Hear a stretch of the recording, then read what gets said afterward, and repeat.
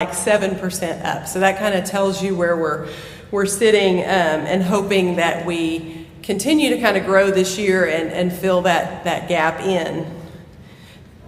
We also have 59,000 cash on hand, just for anybody that's curious about that. And then as far as the year-end projections, we're projecting revenue, and this is with, I'll explain this in a minute, but at about $2.85 million right now if we continue kind of along the trend that we're going. I think there's two things that are going to be significant that actually will increase that, whether the finance committee decides and church council decides to move the money that we receive from an estate, about $110,000 into revenue. That would bring those up a bit, and also the fundraiser last night. So again, I'll get into that in just a minute. Our projected expense, and this is with paying apportionments, would be about $3.3 million. Just to remind everybody, we did have a planned deficit of $405,000, and it's looking, like I said, with the trending right now, it's at about $455,000. So last night, for those of you who weren't able to be there, we had an incredibly successful fundraising event. It was called Spurs and Sparkles. And I first want to say we didn't get a chance. It was funny the way the night ended. We didn't really get a chance to thank everybody. So I want to make sure to do that really quick. And she's going to hate me for this, but Nanette was our fearless leader of the committee and did an amazing job. I also want to say thank you to the other committee members, Lindsay Armadas, Elizabeth Booker, Kim Carson, Maggie Dean, Jennifer Elms, Katie Lequier, Celeste Long, and then Lee Chapman, Jennifer Elms, and Sterling Jowers actually did all the table sales. So we had 312 people there last night, but of that, 260 people were table sales. So that was advanced, and we knew it ahead of time, and it really helped for the planning and the success of the event. So we are super excited.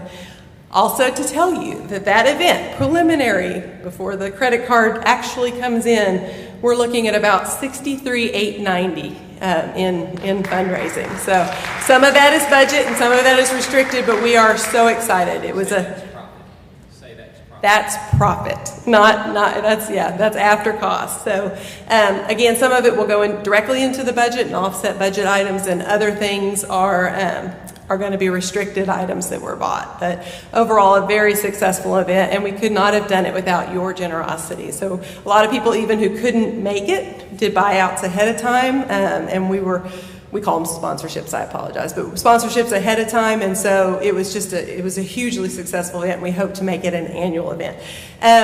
Before you leave, if you're still interested in a sponsorship, I have some, up in this front pew, I have some sheets that just tell you the remaining, there's about, I think it's $11,000 or $12,000 left that you can sponsor if you're interested. So things like wireless mics for the Element, and piano tuning for music, and kids jam instruments. There's a lot of opportunities there left. So just wanted to give you that. So that is an update from last night, and I will answer any questions that you might have.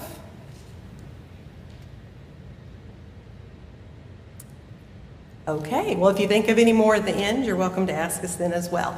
So I am going to ask Christy, Reverend Christy, to come up and talk about our visioning process, and she will pass it along to the next person.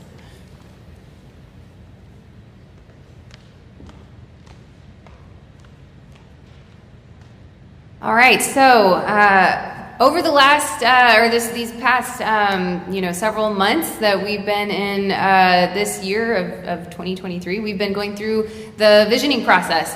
Yet again, that we, as we've said multiple times, I think Holly, Pat have both mentioned several times that we had a 2020 vision that we had that was to extend God's grace to the Katy and Fulshire area.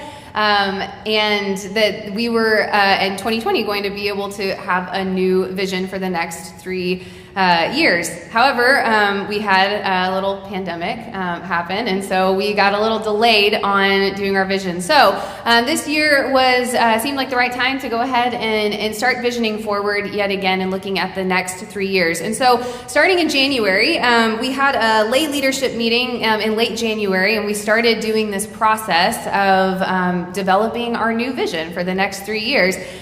which we presented to our lay leaders at our lay leadership breakfast. That is our annual breakfast for them.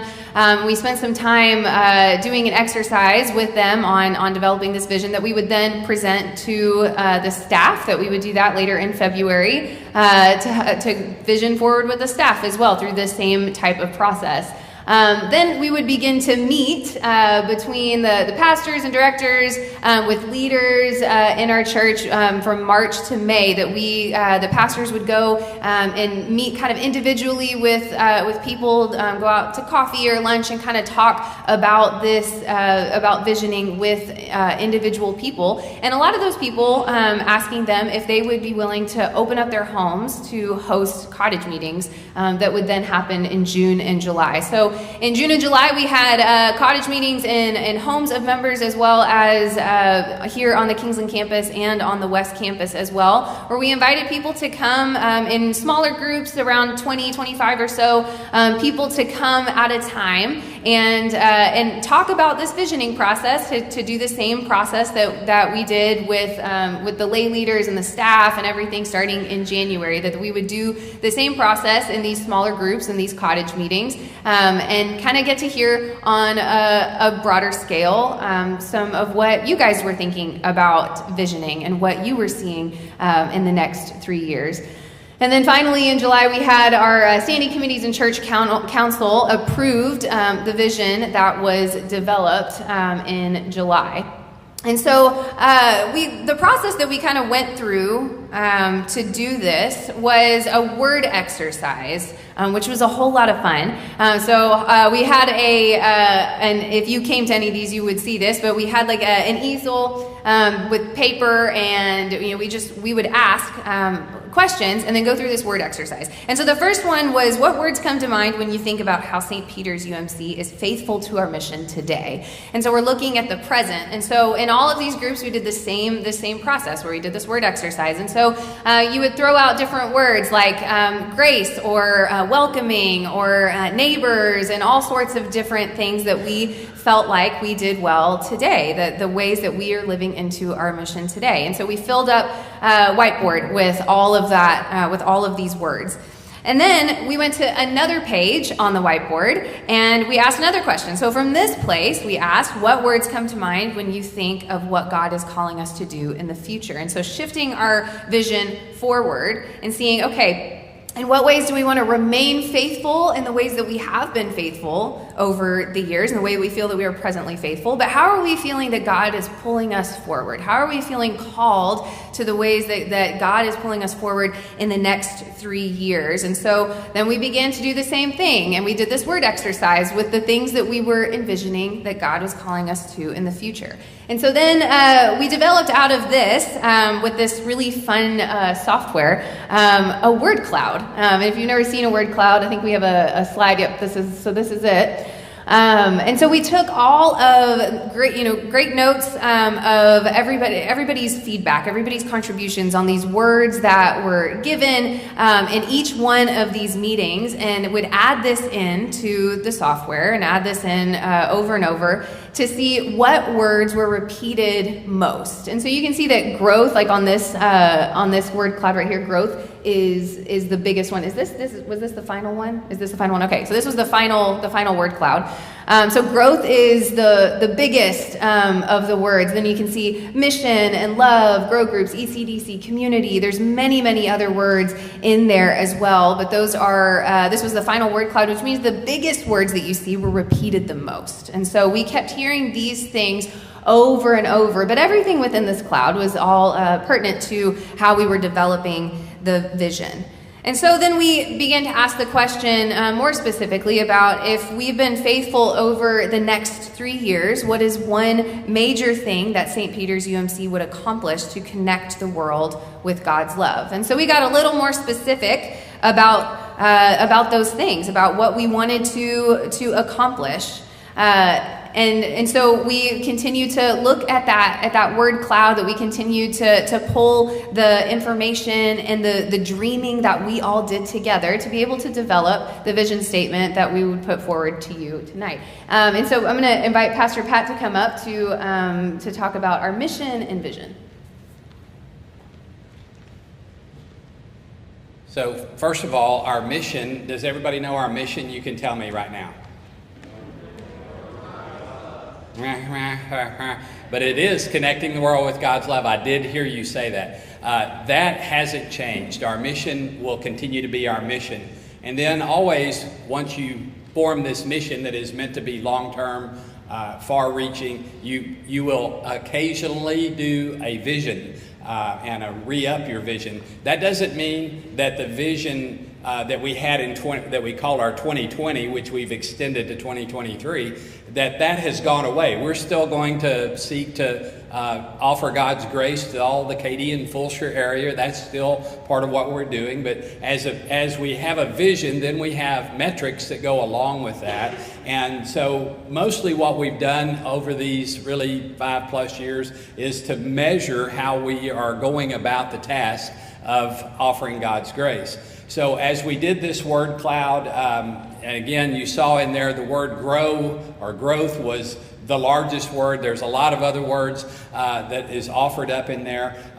In fact, if you look close enough, you'll see the word growth is in there twice, once really large, once a little smaller, because we apparently reached our max on growth in the font and had to start into a new one. That's how many times you mention it. It's not just growth in people attending, although that would be one. Joining, that would be another. Finances, that would be another. But obviously one of our primary goals that we kept hearing you say to us in each of these meetings was growing spiritually. And us growing spiritually will also then help us grow in all those other ways. So growth was one of the primary words. As you keep looking at the other words, you'll see how pretty much how the discussions went in the cottage meetings, in the individual conversations, as well as meeting with leadership. And so that's where we came to gathering all that information and formulating it the best we could into one sentence of a vision statement. So our 2026 vision is to be known as faithful followers of Jesus Christ in welcoming and serving our neighbors. One of the things that I determined as I kept hearing, and we talked about it as a staff, was how neighboring is a verb. We go out to do the action of being good neighbors. One of the foundational scriptures that we use for this, and actually for a lot of the work that we do here at St. Peter's, it comes from the Gospel of Matthew, and it talks of Jesus is asked, what is the greatest commandment? And he gives the answer, to love the Lord your God with all your heart, soul, mind, and strength, and love your neighbor as yourself. And that loving of our neighbor becomes a verb, an action. What are we doing to love our neighbors? And so as you look at that word cloud, I keep wanting to go back to it, because as all those words were being said, what we could actually often say is these other words like missions. That's being a good neighbor when we are active in missions in our community and beyond. When it talked about the word community is actually pretty large in here. Our ECDC is another way that we reach out into the neighborhood and draw people, families into the life of our church, hoping that they then go beyond the preschool and into the active work of our church. Grow groups, all those words that you can begin to see talks about how we're going to actively go out to seek to be good neighbors. So we did a lot of work actually with one of our resident experts, Bob Johnson, that is right here. Wave to us, Bob Johnson. As we kept throwing out these words, he literally is, by the way, a resident expert. I don't know if you know that, because not only has he been a pastor for 1,000,000 years and now retired, but he also works, they changed the name, right? Ascending Leaders. Is it still Ascending Leaders? They changed the way that they did the information thing. They didn't do anything. I thought that. Just go. It was Ascending Leaders. He's really important in doing that. And what they do is help churches in evaluating and visioning and growing. So we used our resident, a free resident expert in that. And I hope you just mean lunch. At any rate. And one of the things that he pointed out was a vision really is what you want people to know about you. So that's the beginning of the vision. We want people in this community, when they hear St. Peter's, they say, oh, I know them as those folks that go out and they're good neighbors. They're sharing the love of God with those in our neighborhood and beyond. So partly this is what we work through to be known as faithful followers of Jesus. That's our primary vision and goal always, but we're really going to be trying to focus in on this in the next 3 years. And then we want to be welcoming and serving our neighbors in an active way.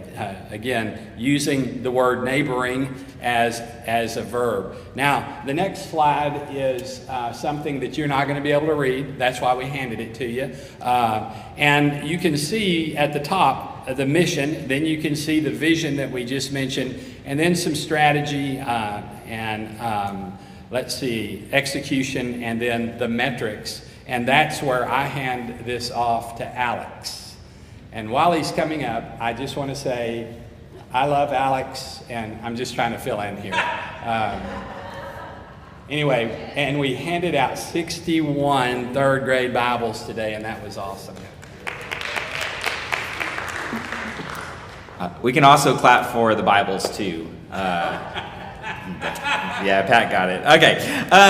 So part of any vision, and one of the things that we have been striving to is what does that look like on the ground, right? The mission is this broader umbrella in which we're always striving for as a community. The vision provides a particular kind of focus for us to really hone in on prioritization, on our resources, on how we spend our time, on how we spend our energy. And so some of that is then so asking this question of what does it then mean to serve and welcome our neighbors? What does it mean to be faithful followers of Jesus Christ? And so if you've been here any length of time, along with our mission statement, I hope you know our 4 Gs of gather, grow, go, and give. And so we've been doing some of this work of looking at gather, looking at grow, looking at go, looking at give, and asking if this is our vision, then how does it affect these areas of our church life? One of the things that I've really appreciated so much about this entire thing, as we've been visioning together, is it's been very Wesleyan in nature. If you've been around in the Methodist Church has always been this fierce partnership between clergy and laity, right? The early Methodist movement were churches that were led by laity, and the pastor would ride around on horseback probably once a month. Sometimes y'all probably think to yourselves, it would be nice if you only saw us once a month, you know? But it's always been a lay-led denomination. And so that's where we had the listening sessions. We've had this fierce conversation where Pat's been listening, trying to piece these things together and frame it in such a way to provide that vision and that leadership. And so as we walk through this is in many ways the staff stab at this, and so this is a first offering, right? The church council has approved the vision. Now we are looking at, okay, if this is true, then what does this look like? But this is going to continue to be iterative over the next 3 years as we learn more about neighboring, as we live into making neighboring a verb, as we ask these questions about gather and grow, which I'm supposed to be talking about, and that's what we're going to do now. And so the things that we've kind of heard from you in those listening sessions that we've been put in is really this real focus around new visitors. That we have visitors coming to our church, as Pat said. We had 61 third grade Bibles handed out across all of our venues today. Many of those kids are new kids that we've seen in the last 3 years, right? That we're reaching new people, but how are we making sure we're following it up in really intentional ways and establish a clear pathway to not only membership, but engagement, so that they're active and involved, that they show up to town halls, and those kinds of things. We also want to enhance marketing and communication strategies around social media, website, newsletters, emails, and outside publications as well. It's one of the things that came up a lot in the listening sessions in the cottage meetings, is like we have such an opportunity with our online presence. We have such an opportunity to reach more people than we've ever reached before. So how are we intentionally enhancing those places? And then update the website for better communication and navigation. If you have questions, do kind of mark them. We're very open to that, but I am going to keep going. So it's a lot of information, but I want to continue to provide it. For Grow, we've been looking at this idea, again, the tagline for Grow is we grow in our faith by connecting with a small group that encourages us to learn more about God. And so specifically for that, if we're living into this vision of serving and welcoming neighbors, what does it look like to integrate this discipleship pathway that was a large part of the vision for 2020 into the larger life of the church? So that as we're integrating new members, as we're engaging new friends, then they know very quickly how to get connected to Sunday school classes, how to get connected to Bible studies, how to get connected into these smaller spaces where people will not only know their name, but also know their story. We are also looking at, in some ways, in the midst of visioning, you not only find new things, but you unearth old things that used to be incredibly effective and a blessing. And one of those is reestablish the Welcome Committee that we had about, I think, 12 years ago, over 10 years ago now, and follow up with new members on a 30, 60-day, 90-day kind of timeline of not letting membership be some kind of finish line, which, again, that's not our hope, but intentionally stretching that on and saying, like, okay, you've joined, let's partner you with someone that can walk alongside of you, that can get to know you, and then help you get connected in the different spaces in the church that are going to be edifying and sanctifying for you. And the last one that we've kind of marked down is provide a weekday early childhood learning program that is a ministry of St. Peter's UMC at West Campus. So ECDC has been an incredible blessing over here in this neighborhood and really beyond. I mean, I live over in Cross Creek and we drive over here, and yes, I work over here. But we have neighbors that also drive over here, and we've gotten people in our church family that have worshiped at St. Peter's at West Campus because of the ministry of ECDC on this campus, and they bring their kids out here, right? And so we see an opportunity at West Campus to expand that as well, and so that's going to be one of the things that we're going to focus on in our execution. Now I'm going to fill space as Whitney comes up because she is going to talk about go and give. Man, Pat's better at this than I am. So as Alex was saying, we live into our 4 Gs, gather, grow, go, and give. And so he talked about gathering and he talked about growing. And so I'm going to talk about go and give. And I am going to attempt to read the words on this. So the first one is go. We go out into the community and the world to serve and share God's love with others. Oh, thank you very much.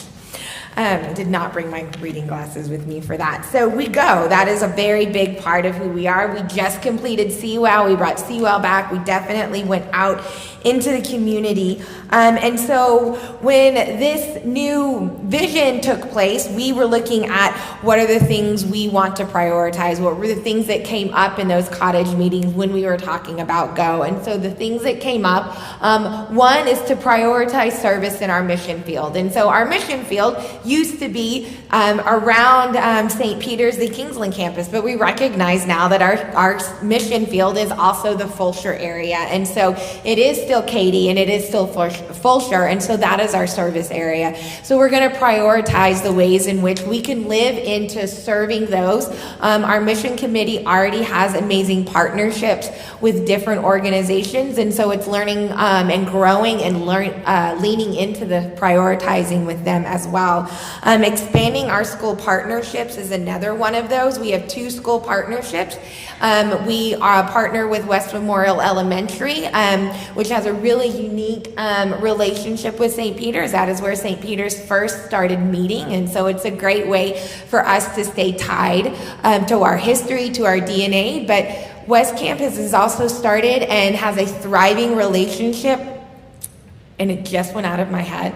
Tamaron Elementary, where they are not only serving, they're not only providing opportunities to give, but they're really developing close relationships with the teachers and with the staff as well as the children. And so that is something that we want to live into as well. We want to keep growing both of those partnerships and finding ways for everybody within the church to be able to go and be a part of that. And then the other part of the go part of who we are that came up over and over over in those cottage meetings is help people in need. And so some of the things that came up was providing financial assistance. We do have our pastor discretionary fund, which allows us to help individuals that come that are in need of some assistance. Homeless individuals, we do have a lot of that in the area. We also worked really closely with Christ Clinic, so we'll continue that. And then recovery groups is another one that came up, which has always been a big part of the support groups that we offer here at St. Peter's. And so it's just an opportunity to continue to go and serve in those ways. It doesn't mean those are the only ones we're going to stick and be a part of, but those were the ones that came over and over that we are going to definitely live into. The other part, the last part of our 4Gs is give.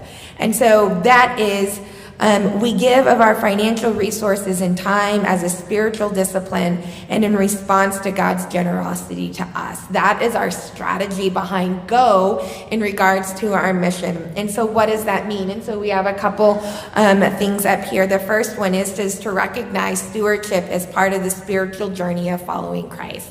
We as members of the church, as members of St. Peter's, as followers of Jesus Christ, recognize that stewardship is a very big part of who we are. It's part of our DNA, and so it's something that we as a church want to prioritize and make part of everybody's DNA when it comes to their faith walk. The next one is to manage debt and expenses. That's something that came up over and over, and so that's definitely something that we'll continue to look into, the finance committee, I know, will definitely be making a priority as well. And expand giving to accommodate growth. I mean, that growth word, a big part of it. As we grow, we're going to have the giving to accommodate that growth. Not only the growth on the West Campus, but we are still having tremendous growth here on the Kingsland campus as well. So as the growth continues on both campuses, we are going to have that giving to accommodate that as well. And so what does that mean? How are we going to live into this? Well, we have metrics that are going to be applied to each gather, grow, go, and give. So all of the things that Alex and I spoke about. And David, can you go back a couple of slides to the table? Keep going. There we go. So you'll see at the bottom the metrics. And so the metrics here are how we're going to see and be held accountable what we are doing in each one of these categories. So the committees will finalize the metrics. The committees that oversee or really work with these different gather, grow, go, and give. The metrics will be monitored by the committees as well. So it's not just going to be we're going to decide to do this and we'll just hope it works out really well. We're really going to be leaning into our committees to help us make sure that we are meeting those metrics here, and we're also setting the ones for the future. And then those metrics will be reported monthly to Church Council starting in January of 2024. So the committees will be able to come back and say, this is how the gather metrics are doing. This is how the grow metrics are doing. The go metrics are doing, and the give metrics are doing, which all will help us to be able to live into the new vision as we set that course in 2024. I think I hand it back to Pat now.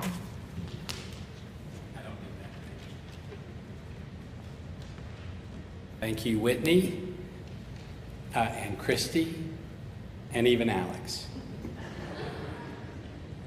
I think, I said I love you when you were coming up, and I was like, you can't fill that gap by saying I love Whitney, because that would just be not. So, but I can say in general, I love you all.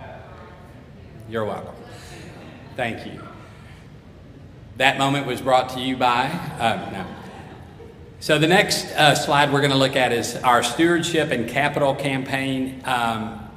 What we had looked at doing is to pull together a campaign that is combined of a capital and our operating budget, rather than trying to do an operating budget and then back it up with a capital. We felt like that would be a lot of talking about giving and of a stewardship emphasis. So while we are planning to always keep the emphasis of stewardship going and allowing our our finance committee to help keep that in our minds and hearts. We want to really focus in on how we make our estimate of giving for the year 2024 and estimate of giving for a 3-year capital campaign. You can see that the church council approved that at our last meeting, that we would hire Horizons, the same company that we have used to do the fundraising activities of capital campaigns the last 3 or 4, if I recall. The 2 before I got here, and then we did 2 since I've been here that we've used Horizon. So we're going to use them again. The way we've talked to Horizons about doing it, first I said I would really like us to do them together as one instead of back to back. And Joe Parks is the person that runs Horizons now, that Cliff Christopher's ridden off into the sunset in retirement. He has Joe Park leading Horizons. And Joe said that a lot of churches are doing that right now. It seems like maybe coming out of the pandemic, a lot of us had to do adjustments of what we were doing in the way of capital campaigns, and then trying to reestablish our budget and regular giving again. And so he has seen a lot of churches do that combined effort of operating and capital. So we looked upon that as the direction to go. We also, based on his recommendation and the timing that we're looking at, he said that he felt like we should actually hold the campaign in January of 24. So a couple of things that go with that is, how do you budget for 24 when you don't have the estimate of givings until the first month of the year? Well, we typically do something similar to that, even though we will do our stewardship campaign for operating earlier in October or November. We don't really finalize our budget until the end of January in our January breakfast meeting with our church council. So we do a good bit of estimating that goes with that as well. So what we will be doing is putting together a budget based on our kind of predictions and estimates, but with some foundation that will be given to us from Horizons, based on the fact that our leadership and certain lead gifts will be already committed in the last part of the year. So we'll actually be going in with some people that have already said, hey, I will plan to give to the budget this much, and I'll plan to give to the capital campaign this much. So then when we really roll it out to the entirety of the congregation in January, we'll already have a foundation that Horizons will be able to say, based on these pre-gifts and estimate of givings, we can tell you that it'll look like this. So we can use all that information in a way to budget for 2024, and then make adjustments as we need to, even in the fly, if you will, early January or early year of 24, late January, early February, as we need to do so. But we'll still do the process. We'll have some idea of what it looks like we'll be receiving, and the experts telling us what that might lead to be. And so lead and advance gifts, you can see on the slide, will be determined in the fall, those last couple of months of the year. There will be 2 different estimate of giving cards, so no one is confused about what they're doing. There will be an estimate of giving card for operating, and there'll be estimate of giving card for our capital campaign. Notice the last point, the capital campaign is focused on debt reduction and some smaller projects. What we kept hearing as we did the cottage meetings and leadership meetings was, we really need to lower our debt before we jump into the next phase. What we had done back before the pandemic, and as we built the building of the West Campus and did a little over $500,000, $550,000 I think it was, of renovations and sprucing up of the Kingsland campus. We had the idea that at the end of 2022, we would have a balance, a debt of $4 million. You can see, even though we went through the pandemic in the midst of all that, we really got close to hitting that target. It did take us into the year, maybe 5 or 6 months, to get to the $4 million level. And we just simply asked people that could and would to extend their giving to the capital campaign beyond the end of 22. So that helped us get under $4 million to this point, and people are still giving toward that end right now. But instead of jumping into another major phase, which was our original plan back when we built the first phase, we thought at this point we'd build phase 2. At this very point, the capital campaign would be to build phase 2, to do some more remodeling things around here. Every time we do a project at West, we're going to do something here, because as this place ages, you really need to spruce it up, keep it clean, keep it functioning well. So always we're going to do something here, even as we do something over there. And so hearing the idea of lowering the debt, we determined that we did not need to go into phase 2 over there at this point. So rather than doing that, what would buy us a little more time out west, and what would help us here on the Kingsland campus to improve some things? And so what we determined was that we would want to use this project to use some of it to, for example, put another temporary building over at West that would be able to allow some growth to happen in some of the small groups, children, youth, etc., areas for people to meet, and give some more opportunity for the space needed. And so it would help us with that point, and hopefully buy us a little time before the next phase gets built. And then do some things here that we would get input from the trustees. Although one of the things I know we didn't get to that we really wanted to do last year was the upstairs bathrooms needed to be remodeled. That's probably a type of project we'll be working on. So as we do this capital campaign, it'll be primarily to reduce the debt, and secondarily a smaller amount to be able to do those two basic things. I could give you guesstimate numbers of what that looks like. I could tell you we know we owe $4 million. As we talked to Horizons, what they said is you could point out that $4 million and then about $500,000 to do the projects that we're talking about could be our goal. But what they recommended is let's wait and hear what the people say to us, primarily the lead gifts and advance group of people that we'll be speaking to, because based on that foundation, they'll be able to determine here's what you can estimate that will be the income from that. And so it may be that we go at the end of this 3 years that we have done those two things that I mentioned, a temporary building, kind of sprucing up here, and completely wiped out the $4 million.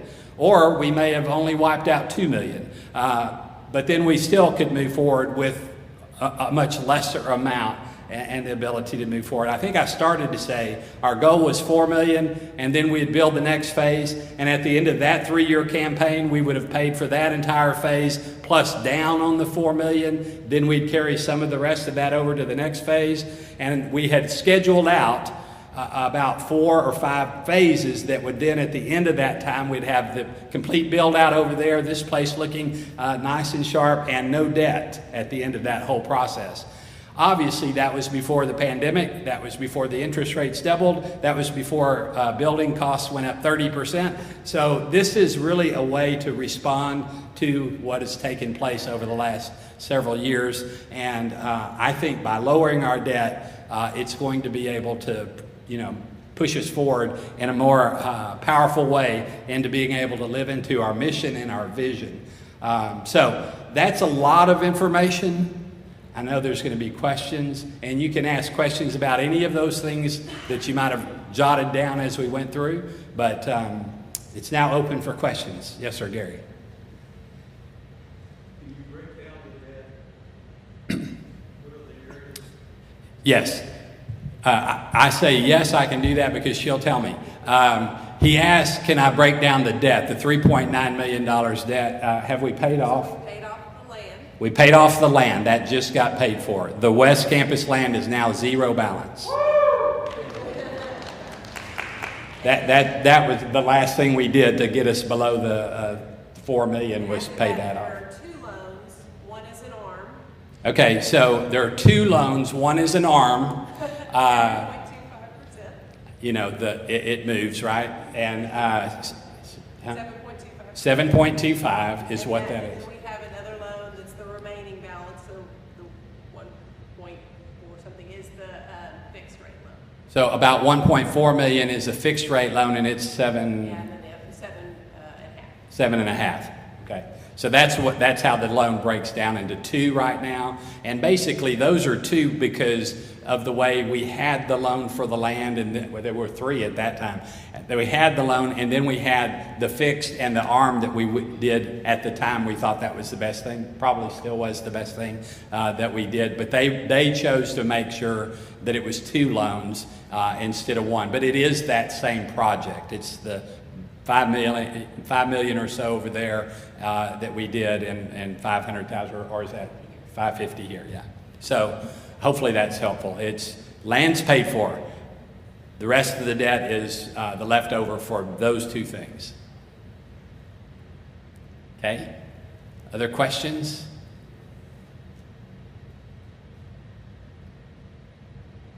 I just think that our staff did such a great job. Oh, not quite great. What's the rate for what's the potential rate for the next capital campaign loan? Right now, that's what it is. That's what they're offering is that rate. That was the old one. Yeah. Oh. So what's the rate at the old one if you kept the loan going? No, so those loans went from 3 something to 7 something because the 3 years, they'll lock it for 3 years. At the end of that time, it went from 3 something to 7 something. Both of those 2 loan balances. So that's currently what they are right now. It's through Texas Methodist Foundation. To be clear, that isn't the conference. That's an independent entity that is in Austin, and it's got a United Methodist history for years and years. But they're basically, a foundation that helps churches, primarily United Methodist churches, to be able to do business like this and give us the best rates possible. And they are very good at working with us over time. I'm not afraid to ask them to adjust a fixed rate in the middle of the fixed rate. I've done that before, and they've done it.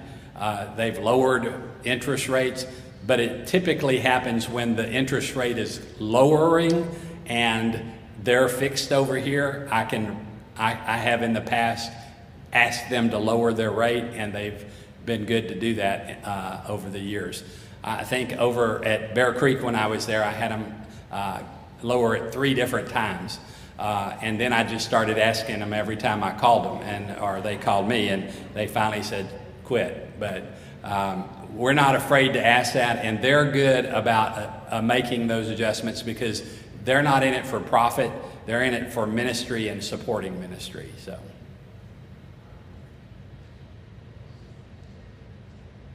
Other questions? We'll hang around a little bit, and then y'all can come and talk to us a little bit if you would like. But seeing as there is no other hand going up, Haley, would you come pray for us? Haley, come on, you can pray. I never thought I would scare you that much. Okay, well, I guess I'll ask Chad then, because he's already standing up. Oh, no. You don't get to say no. I'm just kidding. Would you please come up here and pray us out? And then we'll hang around here if anybody wants to talk to us.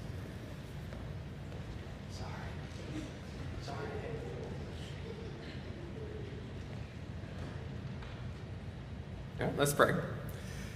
Dear God, we thank you so much for this day. God, we thank you so much for this opportunity to gather into this place to talk about your church. God, to talk about a new vision for us to move forward in the years to come as just opportunities to reflect your love wherever we are whether it's within these church walls or outside these church walls. God, we pray that we continue to feel your presence as we move forward and reflect your love. God, be with us as we continue to love you and love others and love ourselves. Amen. And we have the sponsor sheets up here in the front row if you want to look at things to sponsor.